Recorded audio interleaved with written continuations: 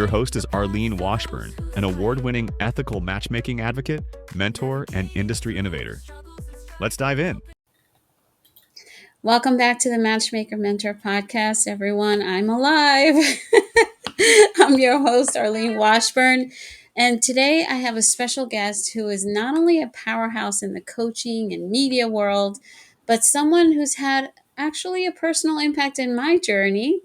I'm thrilled to welcome Frankie Picasso. She's known as the unstoppable Frankie Picasso, and for good reason. She's an author, master coach, socialpreneur, a globally syndicated radio show host, and the founder of the Good Radio Network. Her work is all about promoting positive, purpose driven change in the world. In fact, thanks to Frankie, I had the opportunity to become one of the Ivy League investors at the G Woman Media, a network dedicated to amplifying women's voices and empowering women and to create meaningful impact. And that's the kind of media that matters to me.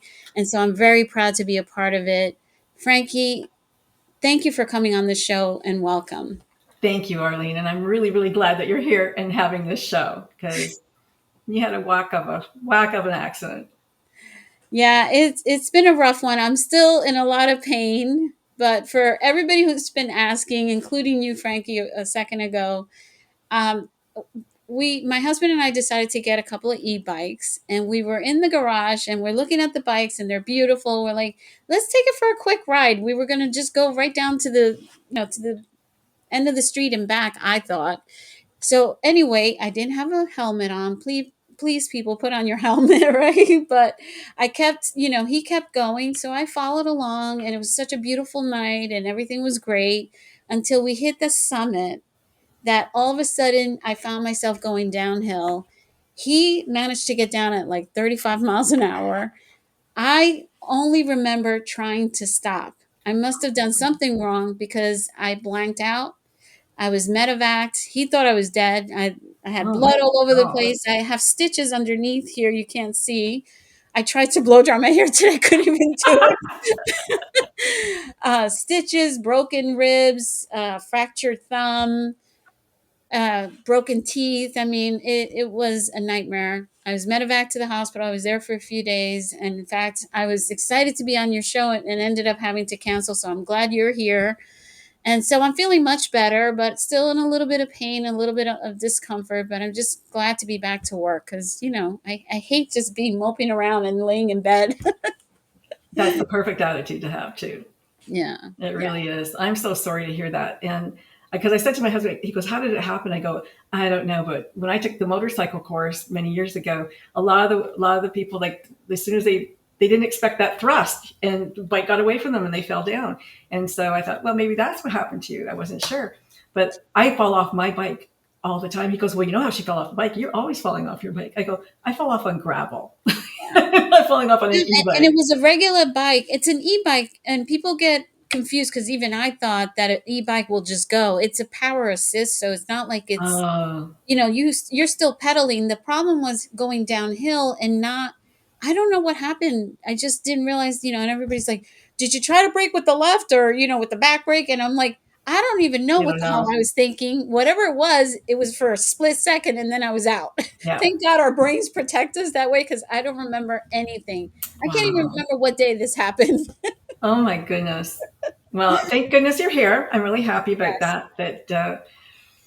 Thank you. Did your phone call? You know what? Not the other day, but about a month ago, I took a really bad fall coming out of my kitchen into my living room, and I went bam, and I really thought I'd broken my teeth because my jaw, I was bleeding on the ground.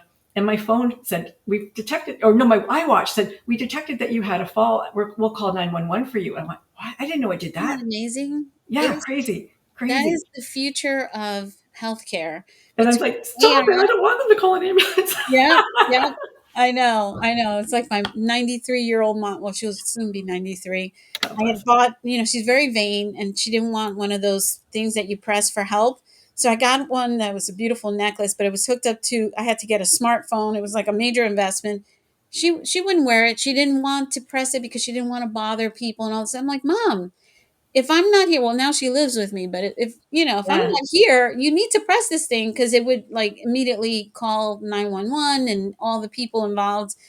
Anyway, but let's talk about you because you are unstoppable, a powerhouse, and I want to hear about your history. And then I really want to get into the fact that you've been in radio and media and all that. And this podcast was originally geared towards helping matchmakers, do business and grow and everything else, and also they're the people who work with them. And I know a lot of matchmakers have been starting their own podcasts and stuff, and you have so much experience in this area. So first, I want to hear your transformation. You want to hear I became unstoppable? You're not going to want to hear, oh, I became unstoppable. Yes, please tell me about you, Frankie. You're amazing. Okay. Well, this story is like a once upon a time story. I was riding my motorcycle and I was leading a ride. I belonged to 3 motorcycle clubs. I was leading a ride on a beautiful evening. It was a country highway and a car ran a stop sign and T-boned me. I went flying off my bike. I don't remember that part too much, like you, but I remember laying on the side of the road and it felt like my leg had been disconnected from my body. And people were standing around. The police came. They couldn't do anything. Fire department came. They didn't do anything. Finally, like hours, it seemed like hours later, the ambulance came. They took me to the first hospital. They gave me some kind of a drug that put me out for like 2 minutes where they pulled on my leg. I'd actually broken both femurs, hip, pelvis. Over 60% of my body had been broken, and it was catastrophic. So I ended up at the second trauma hospital where I stayed for about 3 months. And then I ended up for 6 months in total, I was in the hospital. While I was in the hospital, I divorced my husband, my then husband. I was a drummer in a blues band. The band came and picked up their stuff. I was 8 days from going to Shanghai with the Canadian National Dragon Boat team. Didn't get to do that. And when I came home, my dog died, my mother died, and the rod in my right femur broke. That was year 1. Okay. And while I was in the hospital, in rehab hospital, I had lawyers and everything. I said, I can't just sit here and vegetate. I don't have a job anymore. My job got reorganized. I need to do something. So I started to teach. I started taking coaching classes at the International Coach Academy. I took absolutely everything they had. And when I graduated from everything, they said, why don't you teach? So I started teaching at the International Coach Academy. And somebody had said to me something about your accident or being in pain. And I said, oh man, I'm in pain all the time. And they go, but you don't sound like you're in pain. I go, well, I get that from my dad. Because if you ask my dad, how are you? I'm fantastic. He's always fantastic, whether he's in pain or not. And that was me. I did the same thing. I'm not a martyr, but I don't want to be that person that sits there, oh my God, I'm in pain all the time. Nobody cares. After a while, people don't care. Like, I care about you right now, for sure. But later on, if that's all you're going to talk about. So that person had said to me, you're unstoppable. And I thought, you know what? As a mantra, that's a pretty good mantra to have because, as you know, our subconscious takes in what we say to ourselves. And so if I kept saying to myself, I'm unstoppable, then I would be unstoppable. And I did it for years and years. And I told this story for a long, long time. And then I stopped telling this story because it became who I was. And I didn't want that to be who I was anymore. I'm not my accident. I'm more than that. And I got back more than I lost in some way. I got remarried. I mean, it's like a country song going backwards again. I got the dog, I got the husband, I got back to playing my drum. Like everything came back pretty much. But I recreated that. I created a new job for myself and I created different things for myself. So that's how I became unstoppable. Have I had a million jobs? Yes. I was, actually, I was working just before the accident. I had the first female kickboxing promoter in the world. I was promoting a 12-time champion to put on the world championships. And they really were world championships. And after that, I got a call from Solicitor General and said, could you come and do a function for us? And I'm like, yeah, but how did you get my name? And they go, we don't know. It was so bizarre. They did not know. So I went in there and I did a 7-year stint, which was perfect because my kids needed braces. They had that kind of stuff. They had stuff that as an entrepreneur, you don't have, healthcare and all of that good stuff. And it was amazing. And I worked there till I had my accident as a special advisor for Spirit. You don't get that kind of job in the government. It was entrepreneurial because I said, don't clock watch me. I don't do that. Like, I'll come in and I'll do what you need. Tell me the deliverables, what day you want it, and it'll all be magically on your desk. But I'm not a 9-to-5 person. Yeah. And they agreed to it. Everything you say so resonates with me. I loved you from day one when Thank you. you reached out to me. We had a conversation and you told me about this new initiative and I'm like, I'm in, whatever. Yes. And it was such a wonderful experience. And then I got on the G Spot, which was such a cool name for a show. Yeah. And so many amazing women that are a part of that. They are. Can you tell the audience a little bit about that? Because I really haven't had a chance to dive in. I know we have our first meetings coming up, but I know that the radio station's up and running. There's a magazine and all that. Can we talk a little bit about? Sure, I'd love to. Yeah. So G Woman Media, you can go to gwomanmedia.com to look at the website, which I think is absolutely gorgeous. Mm-hmm. And Alex designed it. Alex is our founder. There's 4 co-founders, so there's 5 partners altogether. We had been in media, all of us, for a long time in different aspects of media, from music to TV to acting to radio and all of that. We decided, and we looked at the marketplace and we said, there's no women-owned media company. Oprah has a woman media-owned company, but it's not global. Right. And it's not digital. And it doesn't invite every woman to be a part of it. And so we wanted every woman to be a part of our media company, to amplify their voices, to tell their stories, to help them build worth and wealth. Part of the Ivy League was that. And part of being on a podcast is that too, because with advertisers and sponsors, we get to share the load, share the wealth, and share the stories, and share everybody's in there to help this media company globally make it, basically, because we're all media partners. We all have a little piece of the pie, which is very exciting. I don't think anybody has ever done that. Yeah, I love it. And I love that the work that you do is very purpose driven. And I like to think that that's my hope in all the work that I do is to be very purpose driven and to give back and to do something to help others. And part of the reason I wanted to get into helping other practitioners that are in the industry of matchmaking is really to help this loneliness epidemic that I've been talking about since, I don't know, maybe 8 years ago, until finally now it's become a topic of conversation. But you can go back to my social media and find posts on that. And so I love that that's your approach as well. It's very purpose driven. There are a lot of people that want to go into podcasting or doing a show and stuff. And even for me, I thought about it for like 5 years. And I remember my friend Maria at Gatides, she's blown up and she's worked her butt off to get there, and she's wonderful. She had a show and she would always say, just do it, Arlene, just go ahead. And I just kept holding off. And I'm curious, what would you tell anyone who's really trying to do this type of work? What's the mind shift and what's the thinking that they need to really go into podcasting or live streaming or whatever it is that they're doing? I think a lot of people think it's really easy to do. And in some ways it is easy to do. It really is. Just start, have an idea, have a purpose for your show, go out and find guests and do it.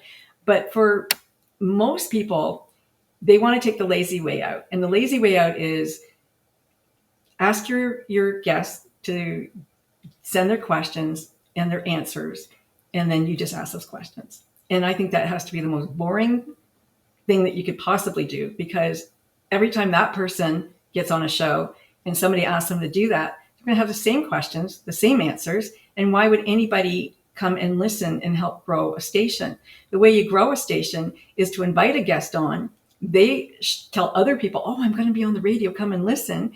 And when they fall in love with the host, then those people will stick around maybe for another show and another show to listen to other guests that you have.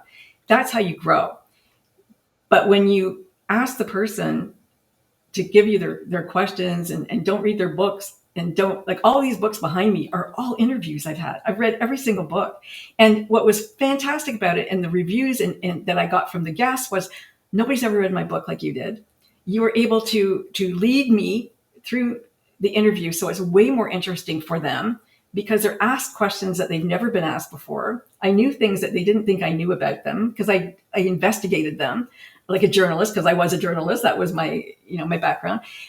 That's what makes it exciting for the listener, and it makes it exciting for, the host themselves. And like I didn't give you any questions. You're just, hey, Frankie, what's this? What's the answer to that? That's better. Like, I mean, I might be going, but at the same time, people are hearing things that maybe I never said before.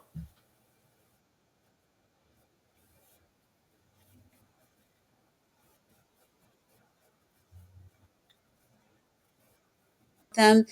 And I want it to be a genuine conversation. I don't want it to be scripted. And sometimes it does frustrate people where they're coming on the show and we have a basic idea of what the conversation is going to be about, but Yeah. I don't get into any of that because I let it flow. Wherever we end up, that's fine. I mean, our format is we put out a description for the social media for the live stream, and then it goes to podcast the following week. The following week, it has a totally different description because our conversation went in a different direction. Yeah. And that's how it should be. I think it should be that way in some ways, that, you're listening and you're asking a question that the person at home wants to ask. Oh, I wish you would ask that. And then you asked it because you were listening. You weren't going, oh, number 9, question number 9. Okay, let me ask that now. There was no interaction between the two questions. There was no bridge. It's just number 8, number 9, number 10. So yeah, that's the way I think you're doing it, exactly the right way. Oh, good. I'm so happy in my book, yeah. Way more exciting and interesting. Your approval means a lot to me. I'll give you a badge after. Yeah.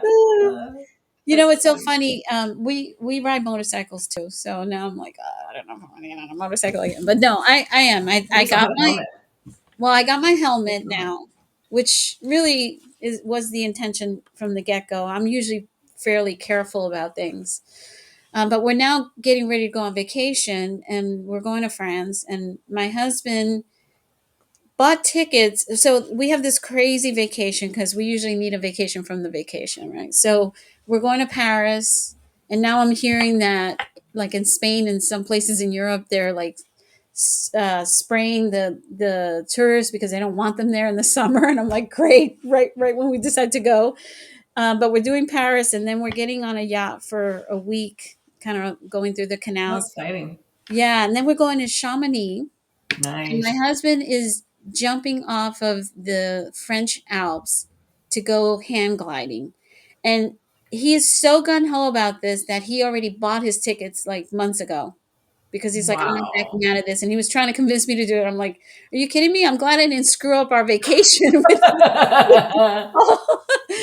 But yeah, so he's an extreme athlete, your husband? He's just like into everything that... He was before me. I mean, my husband, he went to a school. It's called Blair Academy. It's like an Ivy League high school. It's like, I don't know, $75,000 a year to go to high school there. And he's so low key. Like, my husband's the kind of guy that you got to like peel back the layers little by little. He's not braggadocious or self-promoting.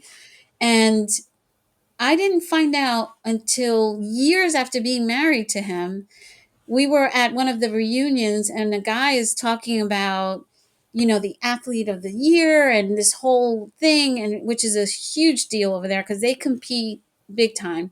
My husband was the athlete of the year at Blair. There's like a huge mural with him on it. I mean, and he's so funny. He doesn't even, he doesn't talk about those things. He's super like humble and low key. I brag about him all the time, though. But he's going to jump off the Alps. Yeah, he's jumping off. This man is crazy. I mean, you know what he did when he was younger? In April, somebody dared him to jump off this bridge near where we live now into this river, and his idea was, let me put on a few more sweaters because it might get cold. Oh my God. Young teenager jumped into the river and started to sink because he had so much stuff on. And then my husband's wild, but yeah, I'll just have to up the insurance for the trip. Yeah. I mean, I'm not going to ask you on air how old he is, but sometimes they still think that they're young and they're not. Oh yeah. No, we're open about that. I'll be 59 this year. He's going to be 61. So we're actually going for his birthday, which is nice. July 9th. Yeah. Good for him. Yeah. Yeah. I'm excited. It's a great trip. But anyway, okay, so back to all this media stuff. First of all, I know you've written some books. I was reading some of the description on the one book, which was hilarious. What happens when you put together an African, this and that? Like, there's a whole list of different people and characters for this one book. All real people. All real people. That's You insane. wrote it in the book. I bared this one. I bared my chest. You can just see it over my shoulder here. Yeah. Tell me Yeah. about that. What is? Oh, I gosh. didn't have a chance to read it, unfortunately. Oh, But you won't, because it's 780 pages.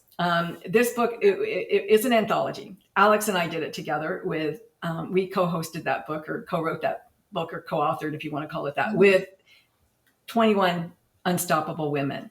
And we came up with the most intrusive questions. And I thought people would slap us about everything, about life, love, sex, every topic you can think of. And we said, this is a book for people who might be feeling the same way you did or not.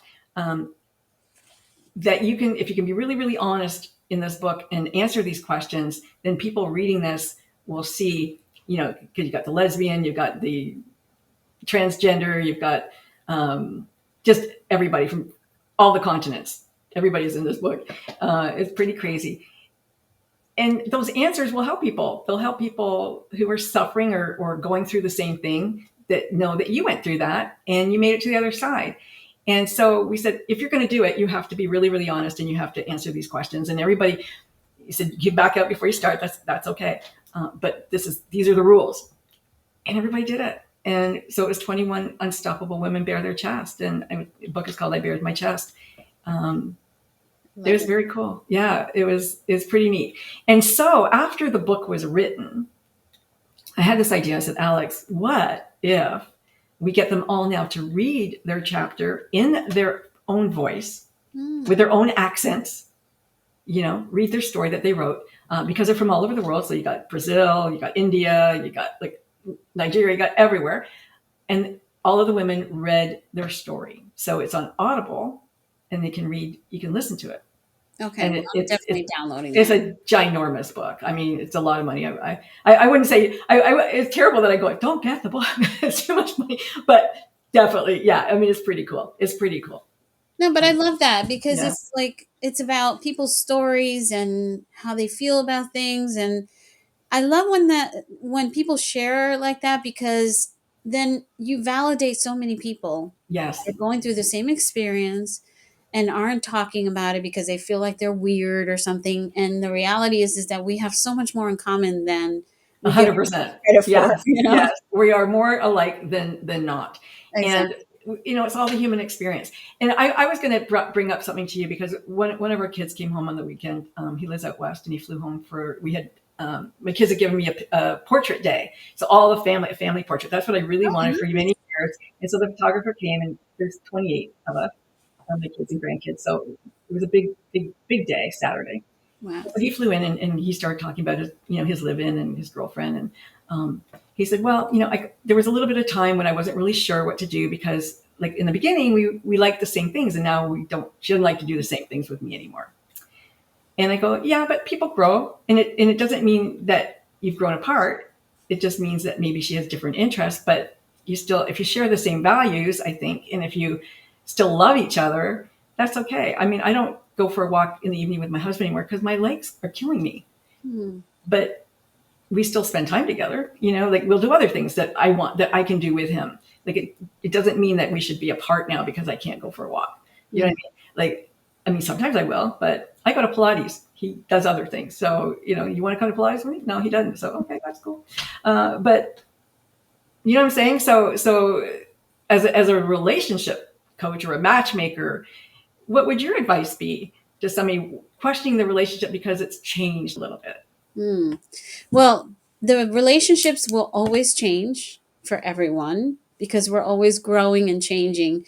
What I would say, though, is to focus on doing things that neither one of them have done before together, because what that does is that it reactivates, it creates arousal, because there's newness. I often hear a couple say that, oh, we just got bored with each other, we fell apart and all this. that just doesn't happen. You actively make that happen. So Yeah. take the opportunity to do things that you like. I've never been to France. I've been to Europe many times, never been to France. So I'm going to do something new with my husband, although he has been to France, but we're doing some new. New for you guys. Yeah. And in fact, when you start dating someone, if you start doing new things together, that actually makes the bond faster. It's almost like a false falling in love with someone Right. quicker. But I would advise that. And then the things that you want to do that fall outside of what your significant other wants to do, go do it with your friends. I mean, the problem today is that people expect their significant other to be everything to. Exactly. That's what I said too. Exactly. Yeah. That's unfair. It's unfair. I have things that I love to do. My birthday was, last week, as you know. Happy And belated. thank you. And I asked my husband I wanted to do it for a long time. I wanted to learn how to weld, to do artistic welding, scrap metal welding. And for me, it's really exciting. Do you want to do it with me? No. Okay. I'm going to go do it because I don't care. Like, I don't need him to hold my hand to do everything. Yeah. We're both independent people. And that's one thing. When I was manifesting my partner, one thing was, I want someone who's independent, who's not going to rely, who needs me for everything, because I am an independent person and I do like to do things on my own, but I also like to do things together. And I think that was a really important thing. And I think when people are coming together, they should know about who they are. And like I think as a coach and as a coach yourself, what we value, who we are, you have to know that before you can go to anybody else. Yeah. And most people don't. They don't think about that. Yeah, that's step one. And I believe people can learn about relationships while in a relationship. I don't think you have to be on your own to get better at relationship, because some coaches will say, well, don't date anybody until you've done the work. The work that I believe that needs to be done is getting to know yourself and Right. understanding who you are and what you need, what your needs are, so then you can get that alignment. But I've learned so much about relationships with being with in a healthy relationship myself. And this is not my first husband. We've been together for 15 years. But we're so aligned with our core values and things like that, and we're very similar. I remember early on when we were dating, he took me to a class reunion. It wasn't his, just people he knew. And so we end up in this place and he's out there chit chatting with everybody. And I'm over here doing my thing. And at the end of the night, we came together and he's like, thank God you're not one of those people who has to be like, I had to like Hang on his babysit arm. you. I'm like, yeah, no, not me. Even though I'm an ambivert, I don't need to be like, I'm not an extrovert. Right. I think he's an extrovert. I need some alone time every so often. But if I'm out, I'm fine. I can mingle. I can be somewhere by myself. I've traveled everywhere. I've been to Shanghai by myself. I've been to Okinawa by myself. Like, I'll travel anywhere by myself and do Yeah, anything me alone. too. And enjoy it. It's not like it's a drudgery, but he's very much the same way. So we're very That works. way, thank Yeah, God. that works. I do want to ask you about your art, because I don't talk much about this myself. But when I was a kid, I got recruited by Parsons because I was an artist in high school. Nice. And then I never did anything with it. And where I live is so beautiful. And I always said, when I move and I have a great place, I'm gonna start painting. And I never do it anyway. But tell me about your art, because I know you've done a lot of work in that area too. I have, and I didn't start painting until I was in my 50s. Really? So it was something I wanted. Have you ever felt called to help others find love? You might have the heart for matchmaking, but without the right training, turning that passion into a thriving business. Okay, we're back. When I was a kid, I wanted to be on the radio, I wanted to write books, and I wanted to be an artist.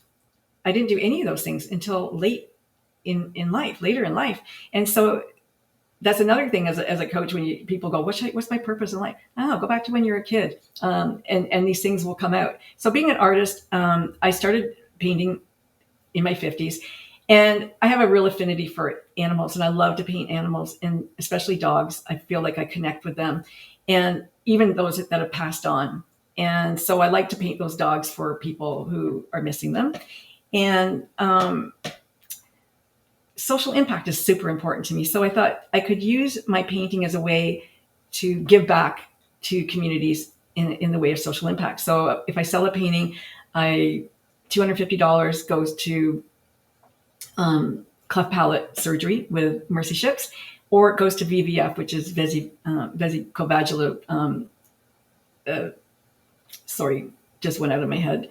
Fistulas. So that's really a horrible thing that happens, and surgery can look after it. But when it happens, it's usually in a country where they don't have a surgeon, and the young woman is thrown out of her home, out of her community, because she was to give birth. But she was too young. The birth canal is too small. The baby has to wait till it atrophies to release. While it's doing that, it's burning a hole between the rectum and the bladder, and she's leaking horrible stuff. And so this beautiful event that's supposed to happen with your husband, have a new baby, a new life come into your home, doesn't happen. And this big hole is left in you, and that can be surgically fixed easily, but it costs money. And so when a charity like Mercy Ships goes to an African country, they'll do that kind of surgery. And so I would give money for that too when I sell a painting. So much. And I got donkeys. But, I just admire that so much. And it's so, again, very aligned to me. Like, I don't talk about it or publish it anywhere, but I am going to start putting something on the website. With my students, when they don't do their homework, they have to pledge a dollar amount. And at the end, we all donate money. I love that. And I love animals, of course, but I'm very partial also to human trafficking, which is such a problem.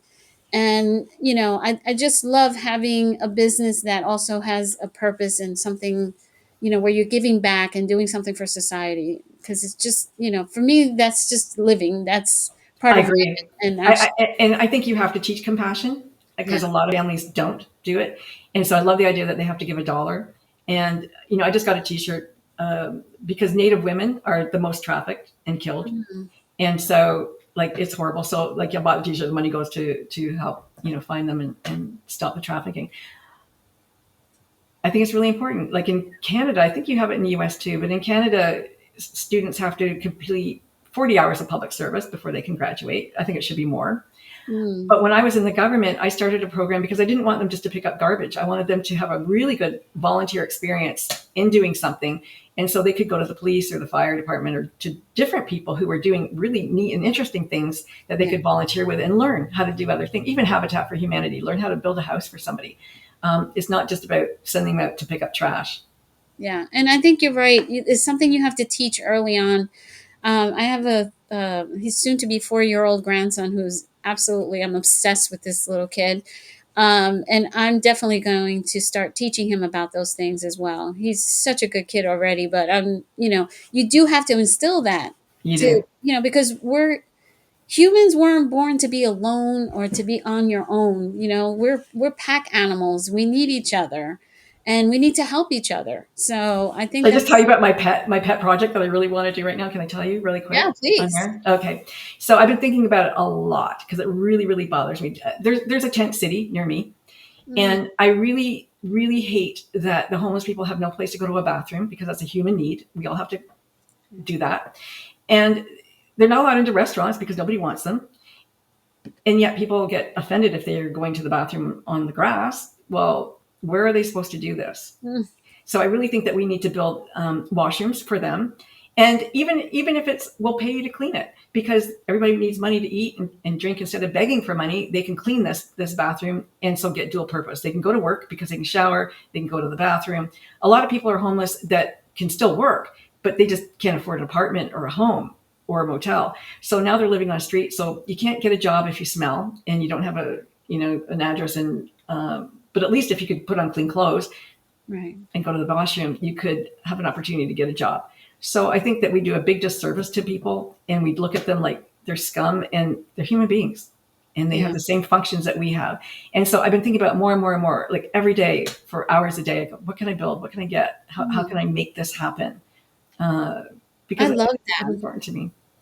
That is so good, because you're right. And the people who end up homeless, I mean, how many, actors and actresses talk about having to live in a car, stuff like that. It's not a choice, people. It's something that happens so easily. It could happen. Right? So easy. And so many people live paycheck to paycheck. And when you least expect it, something terrible like that could happen. And to be able to have that compassion coming from somewhere, I think that's a great project. I think Yeah, that's something that maybe we need to talk about I think with so. I people. think it's important. Yeah, thank you. Thanks for letting me say that. And yeah, I just really need to get that off my chest because I think I'm not sure what the answer is yet. I know that there was in California, Lava May, which has since gone under. She converted city buses that were no longer being used into stations that would go have a route, and then that route would have showers and washing machines, and they would shave them and do their beards and whatever. That's fantastic. I mean, I think it's the greatest thing. But that was one city many years ago, and today I'm looking at these tent cities that are popping up everywhere. And everywhere. going, where are they supposed to? I couldn't even imagine if I couldn't have a shower a day.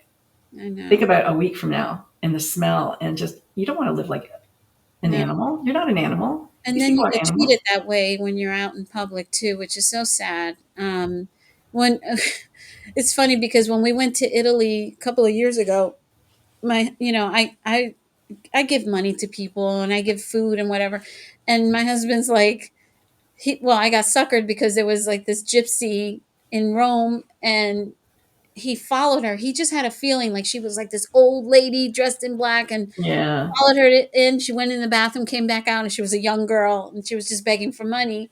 yeah. And but I'm like, you know what? I don't care if We had I. that same person in Toronto. She went to her condo, yeah, and her Ferrari. Yeah, but yeah, I get you. I get you. I mean, it's hard to distinguish, but are you going to not give because one bad person? Exactly. That's how I feel about it. Yeah. Yeah. Agreed. Well, let's take a quick break so we can go to a commercial. I'll be right. Have you ever felt called to help others find love? You might have the heart for matchmaking, but without the right training, turning that passion into a thriving business can feel impossible. Most matchmaking courses give you outdated theories and a certificate, but no real world strategy to build a successful business. That's where Love Pro Mastermind Academy is different. Our live Done With You training goes beyond theory, helping you develop matchmaking expertise, implement sales and marketing strategies, and master the art of client success. With expert led instruction, accountability, and a community of like minded professionals, you'll learn how to identify your niche, attract high quality clients, create a seamless matchmaking process, grow a sustainable, profitable business. With over a decade of experience, we don't just train matchmakers, we create leaders in the industry. Are you ready to become a LPMA certified matchmaker and build a business that changes lives? Apply today at lovepromastermind.com. So, Frankie, what are your thoughts about matchmaking? I think it's really interesting, and I've been thinking about it quite a bit because a lot of people do have a problem meeting the right people.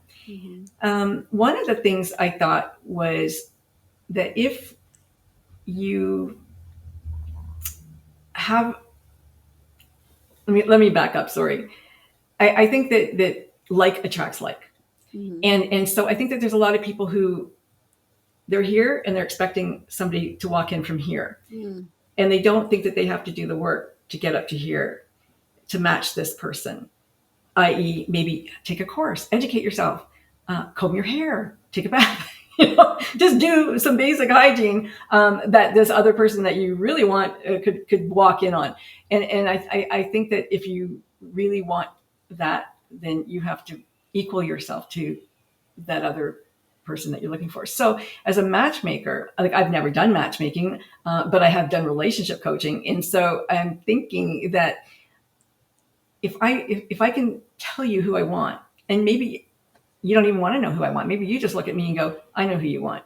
I don't know. Do you know who I want? But I manifested my husband. And the first time I did a couple of manifestations, I realized at the end of it, I left out some important pieces.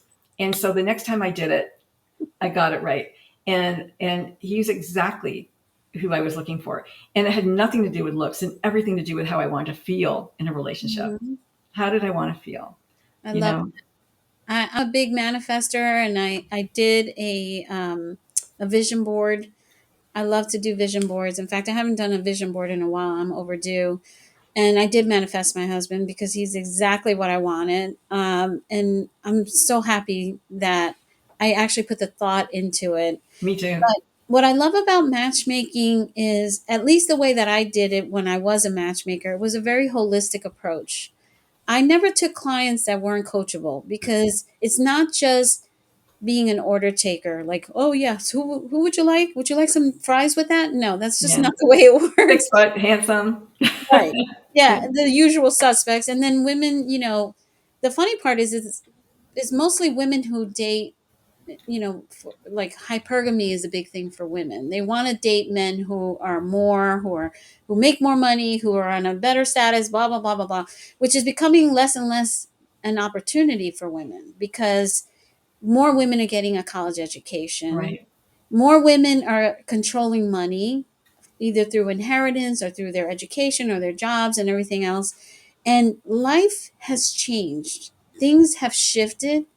People are having a really hard time connecting.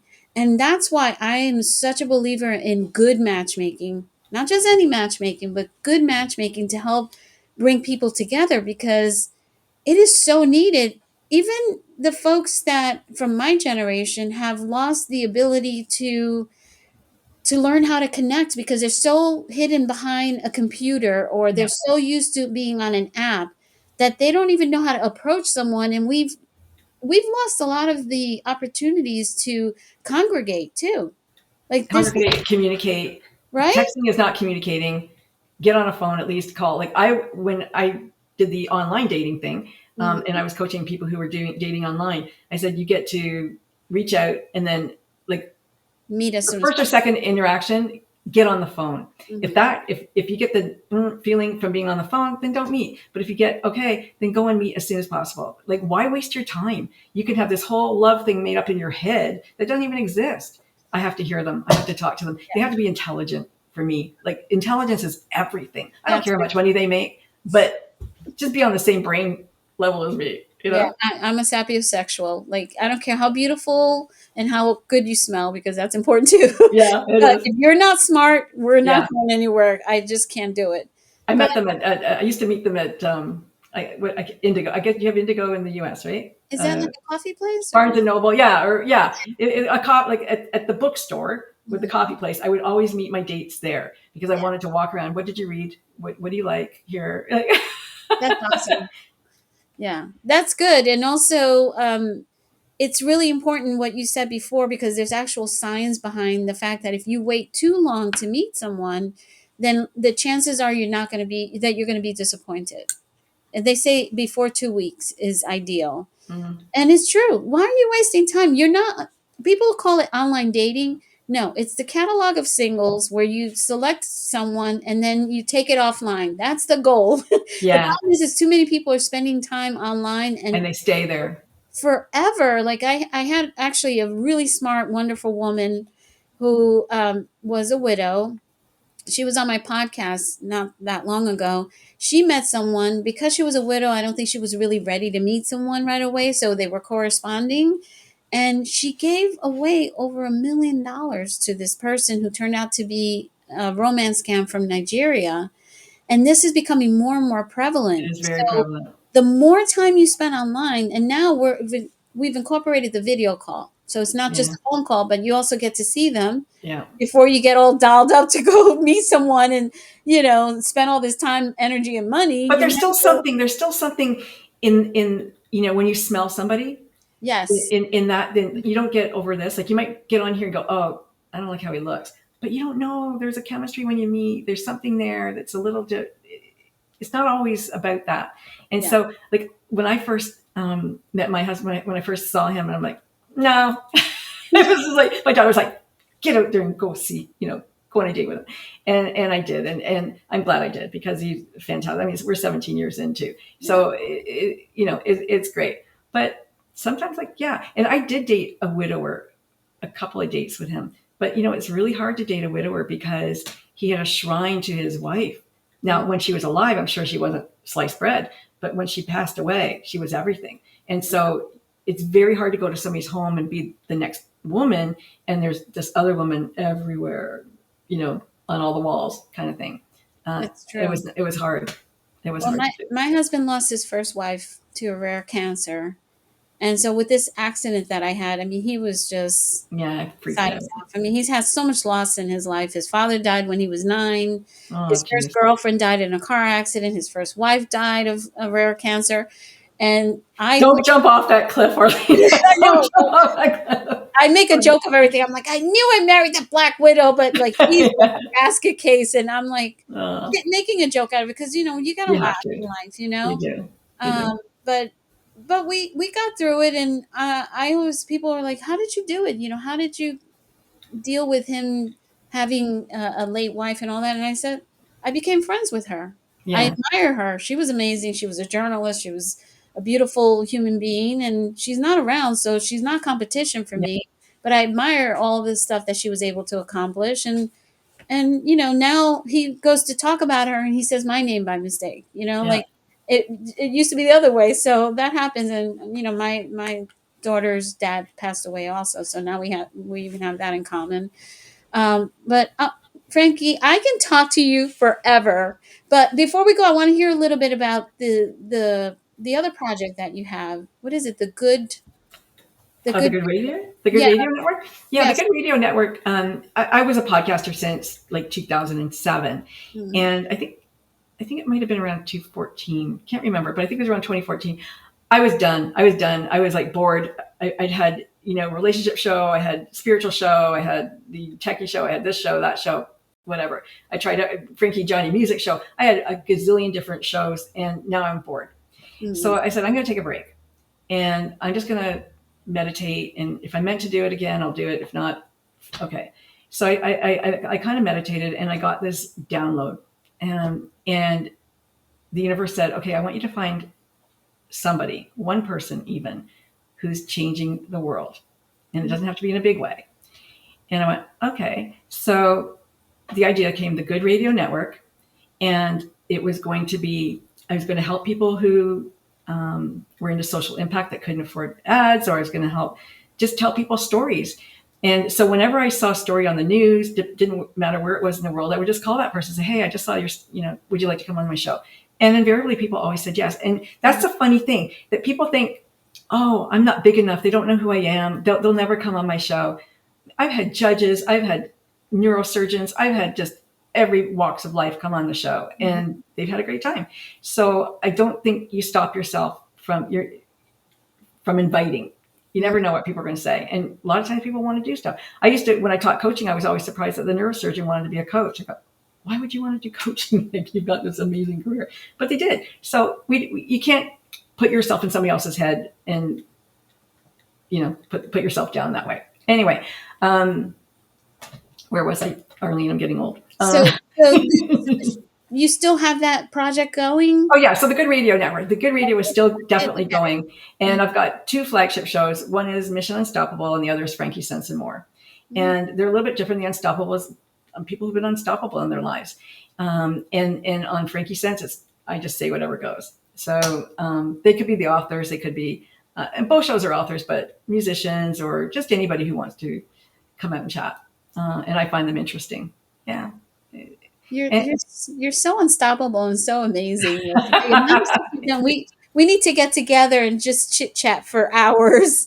The other reason I started it was we were at the movie theater, and I saw the United Nations Global Goals, and it blew me away. I'm like, oh my God, this is like the most amazing thing. For those who don't know what they are, there's 17 goals that by 2030, every country in the world except for one agreed that they would help, stop homelessness or help stop hunger, help women equality, just all of this stuff. So I was just like so surprised and so amazed at it. I go, okay, I'm starting this show, and we're going to do this, and it's still going. I love it. What else are you working on? Oh boy. What else am I working on? G-Woman has all of my attention at the moment. And Rent the Believer. We haven't touched on Rent the Believer. Rent the Believer is my coaching site, where I think that I want people, entrepreneurs who have really big dreams, don't know how to get them, to come to me, and we turn them into unstoppable outcomes. I think that a lot of times entrepreneurs give their idea to a significant other who doesn't understand about being an entrepreneur, who doesn't understand about risk taking, and they just kill that dream before it ever has a chance to get off the ground. So I tell people, don't tell anybody about it. Come and tell me about it. I'll hold that faith for you until I can hand it back to you and you feel really confident that you can make this go. Because I love being an entrepreneur. I love birthing companies. I don't like running companies. That's boring. It's like, I like the big picture. I like the dress, but don't make me sew the beads on, because I can't. I love that. I love that. I'm very similar. I have a startup right now that I have a partner in Madrid who's an attorney, and well, he's a strategic partner, not like a real business partner, but the idea is to bring ethics and compliance to the industry. And so it's the International Matchmaking Compliance Board. And essentially, we're helping matchmakers understand the laws that impact their business and making sure that they're compliant so they don't end up in court. And so that the daters feel comfortable hiring someone knowing that these people are doing the right thing by them. So I'm really excited about that. We should talk more about that maybe. We'll talk about that on my show. Yeah, I'm excited for that. But anyway, before we go, I would love to know, how can people reach you? And, is there anything that you know what? My personal website is down at the moment. And I'll tell you why. Because my domain name lapsed. The company that I was with did not send me an email. And somebody bought it. I go, how could somebody buy Unstoppable Frankie Picasso? Like, it's not even their name. Like, why would you do that to me? God, they were probably scoping it out. Ugh. So Alex said, okay, she just bought me frankiepicasso.com and I got to rebuild it again. Mm. So that's it. But the Good Radio Network, you can reach me over there, but you can just reach me at frankiepicasso9@gmail.com or the Good Radio Network @gmail.com or wherever. G-Woman, everywhere. I'm everywhere. LinkedIn, Facebook, Instagram. Just look for Unstoppable Frankie. You'll find me.